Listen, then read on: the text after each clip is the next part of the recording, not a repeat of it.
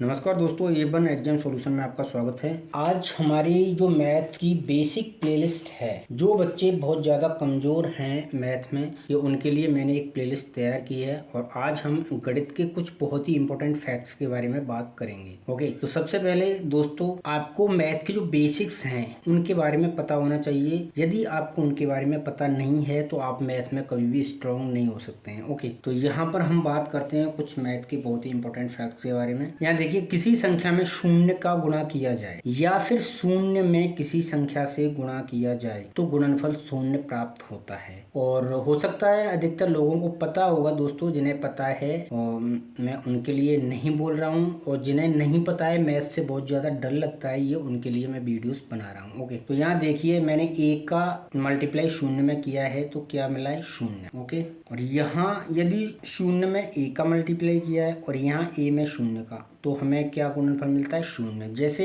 मैं यहाँ पर कोई संख्या ले लेता हूँ 7 और इसमें मल्टीप्लाई करता हूँ शून्य का, तो इसका जो गुणनफल होगा वह शून्य आएगा। या फिर इसका मैं उल्टा कर देता हूँ, शून्य में 7 का गुणा कर देता हूँ तो भी शून्य आएगा। संख्या कितनी भी बड़ी हो, जैसे ये है,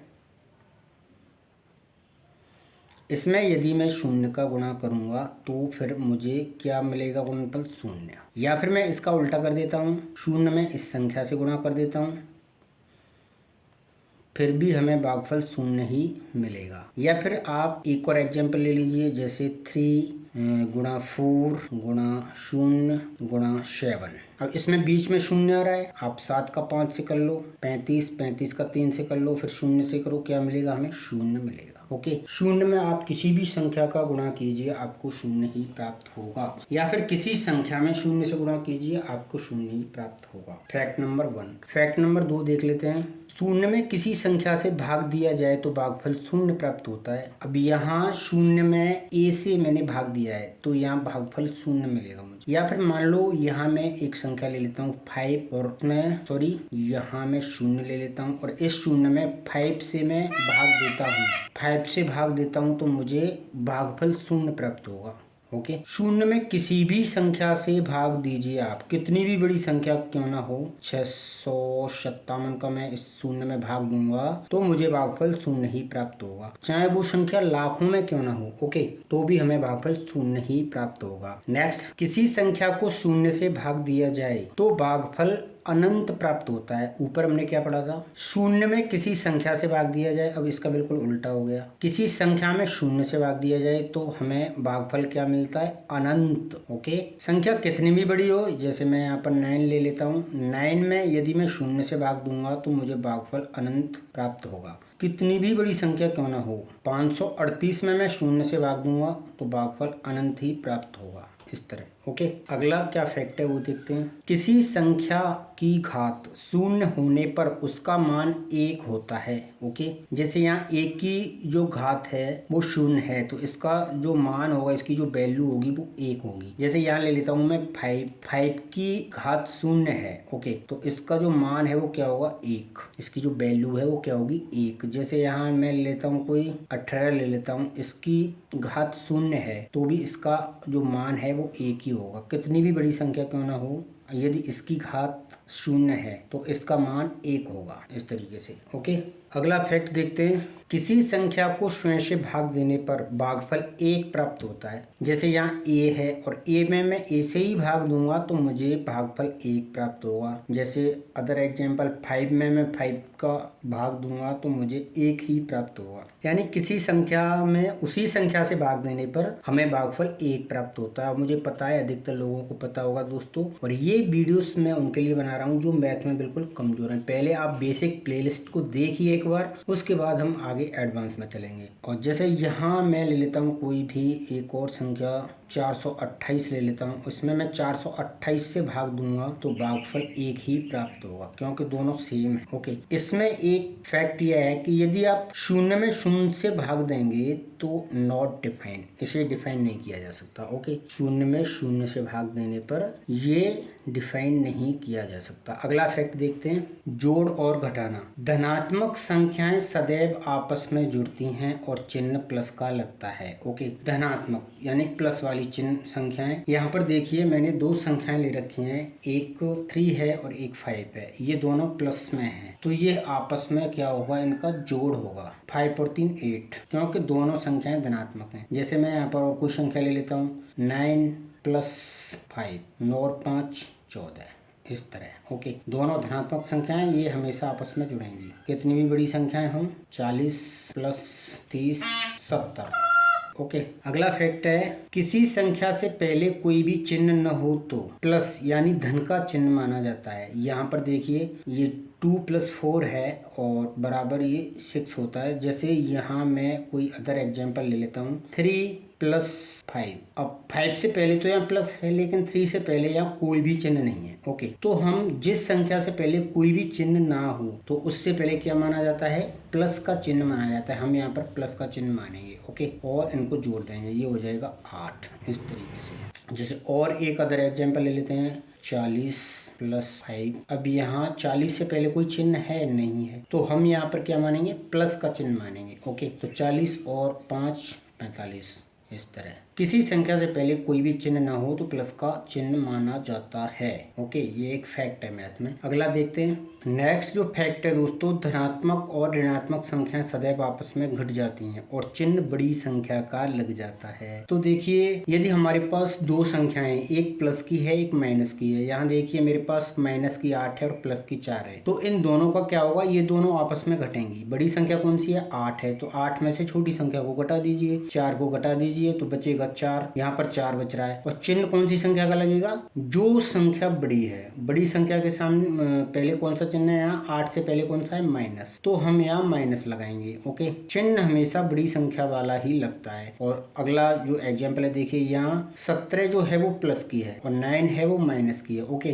तो इसमें क्या है, 17 में से 9 हम माइनस कर देंगे, 8 बचेंगे। चिन्ह कौन सी संख्या का लगेगा, बड़ी संख्या। बड़ी संख्या कौन सी है, 17। 17 से पहले क्या है, प्लस है, और प्लस का जो मैंने ऊपर हम पढ़ चुके हैं, सॉरी, जिस संख्या से पहले कोई चिन्ह ना हो तो वहाँ हम प्लस का मानते हैं। ओके, चाहे तो आप यहाँ पर प्लस इस तरह लिख सकते हैं। जैसे और कोई संख्या मैं ले लेता हूँ यहाँ पे, जैसे यहाँ पर मैंने 25 ले लिया। ओके, और यहाँ पर मैंने माइनस का 33 ले लिया। ये प्लस की हो गई, ये प्लस की हो गई, ये माइनस की। जब दो संख्याएं हमारे पास हों और दोनों में चिन्ह अलग अलग हो, प्लस माइनस का हो, तो वहाँ पे हमेशा घटाव होता है। ओके, तो यहाँ 35 में से 25 घटा दीजिए आप, कितना बचेगा, 10 बचेगा। ओके, चिन्ह हमेशा बड़ी संख्या वाला लगता है। बड़ी संख्या कौन सी है, 25 में से और 35 में से, 35 बड़ी संख्या है, तो 35 से पहले क्या है, माइनस का चिन्ह है, तो यहाँ पर हम लगा देंगे माइनस का चिन्ह। ओके, इस तरह। यहाँ पर देखते हैं, यहाँ पे ले लेता हूँ मैं 45 और एक ले लेता हूँ मैं यहाँ पर 40। ओके,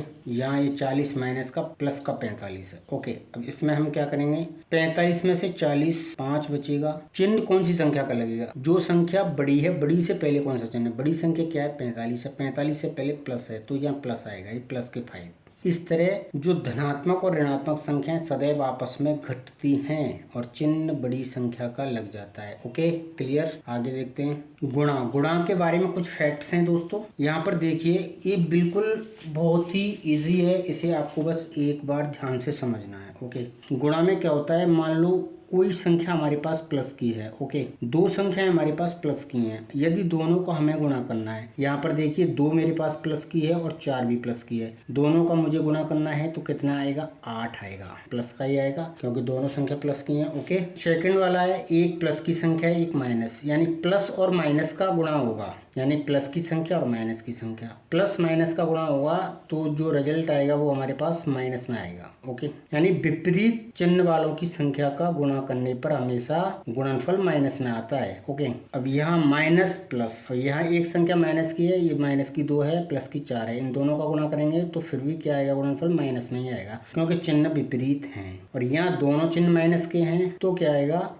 प्लस में आएगा गुणनफल, यानी कि 2 भी माइनस की है और 4 भी माइनस की है, तो दोनों माइनस की संख्याओं का हम गुणा करेंगे तो हमेशा गुणनफल प्लस में आएगा। ओके, अब सिंपल सी बात है, यहाँ पे आपको इसे याद करने का एक ही सिंपल तरीका है, यदि दोनों चिन्ह एक ही हों, एक समान हों, संख्याओं से पहले दोनों चिन्ह एक समान हों, तो हमेशा गुणनफल प्लस में आएगा, चाहे वो प्लस की संख्या हो चाहे वो माइनस की हो। यदि चिन्ह विपरीत हों, प्लस माइनस हो या माइनस प्लस हो, तो हमेशा जो उसका रिजल्ट आएगा वो किस में आएगा, माइनस में ही आएगा। इस बात को आपको ध्यान रखना है। सिंपल सा तरीका है। यहाँ पर मैं जैसे दोनों प्लस की संख्याओं का मैंने गुणा किया, 2 गुणा 4 8 हो गए। अब यहाँ विपरीत चिन्हों वाली जो संख्या है, यहाँ देखिए प्लस माइनस और माइनस प्लस, तो दोनों का जो रिजल्ट है वो माइनस में आया है। और फिर से यहाँ एक जैसे चिन्हों वाली आ गई, फिर प्लस में आएगा। ओके, इसमें एक और इम्पोर्टेंट बात है, वो भी हम देख लेते हैं।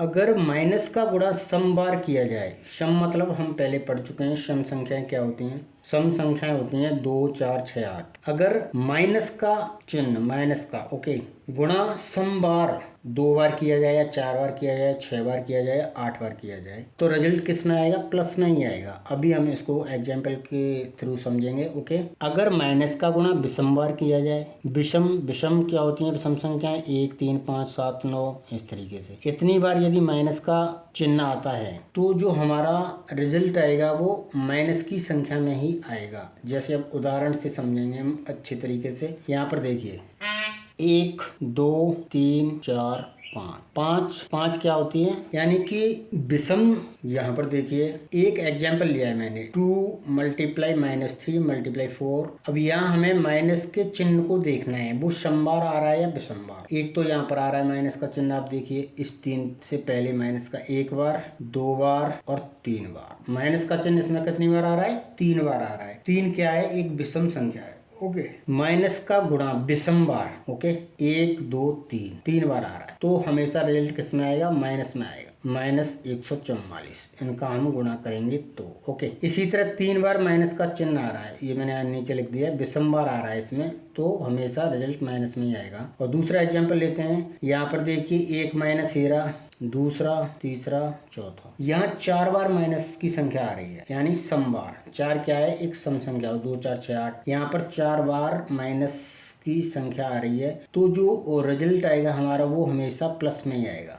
ओके, क्योंकि माइनस गुणा माइनस क्या होता है, प्लस होता है, और माइनस गुणा प्लस क्या होता है, माइनस। प्लस गुणा माइनस माइनस, यानी विपरीत चिन्ह है, तो विपरीत चिन्हों वाली संख्याएं हमारे पास हैं। -5 गुणा 3, ये माइनस की संख्या हो गई, ये प्लस की हो गई, रिजल्ट हमेशा माइनस में आएगा। ओके, या फिर ऐसे कर लो, यहाँ मैं माइनस का 3 और यहाँ प्लस का 5 कर देता हूँ। विपरीत चिन्ह है, ओके, एक प्लस का एक माइनस का, हमेशा माइनस में आएगा आंसर। यदि दोनों एक जैसे चिन्ह है, 3 मल्टीप्लाई -5, तो ये प्लस का 15 आएगा, इस तरह। ओके, एक फैक्ट और है, हम इसे छोड़ गए थे बीच में। ऋणात्मक संख्याएं आपस में जुड़ जाती हैं और चिन्ह ऋण का लगता है। यदि दो संख्याएं हमारे पास माइनस की हैं, यहाँ माइनस का 3 है, माइनस का 5 है, यदि हम इन्हें जोड़ेंगे तो माइनस का 8 हो जाएगा। ओके, यदि दोनों संख्याएं माइनस की हैं तो हमेशा वो जुड़ती हैं। ओके, और माइनस में ही उनका रिजल्ट आता है। जैसे यहाँ पर मैं -2 -3 इनको मैं जोड़ूंगा तो ये -5 ये आएगा, इस तरह जोड़ते हैं। ओके,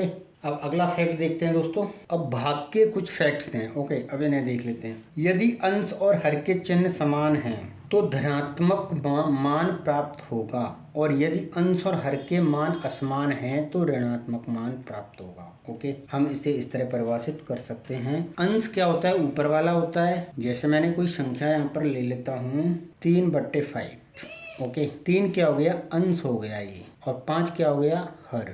ऊपर का अंश होता है, नीचे का हर होता है। यदि अंश और हर के चिन्ह समान हैं, यहाँ पर देखिए ये हो गया अंश, ये हो गया हर, दोनों चिन्ह समान हैं। यहाँ पे मैं लिख देता हूँ ये भी प्लस का है, ये भी प्लस का है। ओके, यदि अंश और हर के चिन्ह समान हैं तो धनात्मक मान प्राप्त होगा। तो इनका जो मान हमें मिलेगा वो किस में मिलेगा, प्लस में ही मिलेगा। ओके, यदि अंश और हर के मान असमान हैं, यहाँ पे मैं लिखना भूल गया हूँ, यदि अंश और हर के चिन्ह असमान है, चिन्ह ओके